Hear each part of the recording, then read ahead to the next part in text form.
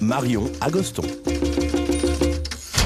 On est tous le con de quelqu'un, disent-ils, mais que penser de soi-même lorsqu'on est le con de tout le monde? Ça m'est arrivé, voilà. Bon, déjà la semaine dernière, quand j'ai lu un article qui expliquait que le premier bison du monde remontait à 21 millions d'années, et que ma première réaction a été « Mais attends, dingue! Tu crois qu'on a d'abord créé les bisous ou la reproduction ?» Voilà, apparemment j'avais pas encore saisi la logique de la vie, hein, vraiment. Mais là, je vais vous parler d'un autre truc, le fait que toute mon enfance, jusqu'à mes 19 ans, j'étais absolument persuadée d'être allergique à la douche. Alors je sais, allergique à la douche, on dirait la condition des ingé-sons en tournée, mais c'est réel. À chaque fois que je sortais de la douche, j'avais sur mon corps des plaques rouges écarlates et je me disais, mais quelle infamie d'être tenue par ce destin humain de retourner chaque jour assez tôt, forcée de me nourrir de ce qui me blesse le plus, telle Juliette qui boit son propre poison, mourir de sa condition. Jusqu'au jour où un de mes ex m'a dit, non mais Marion, attends, en fait t'es pas du tout allergique à la douche, pardon, t'es juste allergique au parfum du gel douche, voilà, trop parfumé.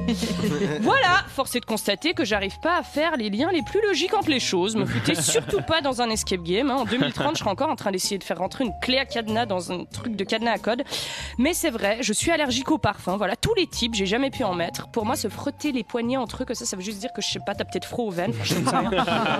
Mais si je vous parle de ça aujourd'hui, c'est parce qu'un documentaire sorti ce week-end m'a appris que les jeunes se mettent de plus en plus de parfums. Voilà, principalement les 14-18 ans qui dépensent une fortune pour s'en procurer, influencés par des TikTokers spécialisés.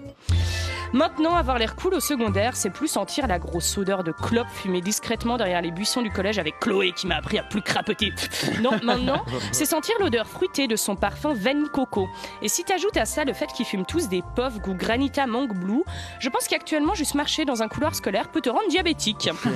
Et c'est bizarre comme la société évolue, hein. Moi, à mon époque, à 14 ans, on collectionnait les Toupee Blades. Eux, ils collectionnent des parfums. Ok, les aristos, hein. Je sais pas, peut-être que leurs enfants, à eux, ils vont collectionner des assiettes en porcelaine, j'en sais rien. En plus, c'est bizarre parler de parfum sur TikTok, c'est un peu con, enfin, c'est quand même vraiment pas le bon médium. Je veux dire, c'est un peu comme si moi, à la radio, là, je vous montrais des photos. D'ailleurs, regardez, ça, c'est moi qui mange un sushi. Ça, c'est moi qui mange un ramen. Et ça, c'est moi qui mange une crêpe. Bon. Évidemment, c'est très important de sentir bon.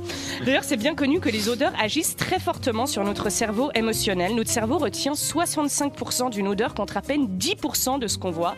Ce qui explique sans doute pourquoi un paix est beaucoup plus marrant qu'une grimace.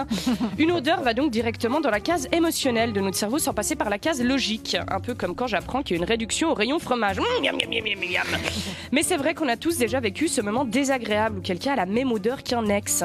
D'ailleurs, moi, ça m'est arrivé l'autre jour. Là, j'ai couché avec un mec. Il avait la même odeur que mon ex et je me suis dit, bon, faut quand même être honnête dans la vie. Alors je lui ai dit, puis il m'a répondu, mais Marion, c'est moi, je suis ton ex, t'es conne. Tu te rappelles, c'est moi qui t'ai appris que t'étais allergique au parfum.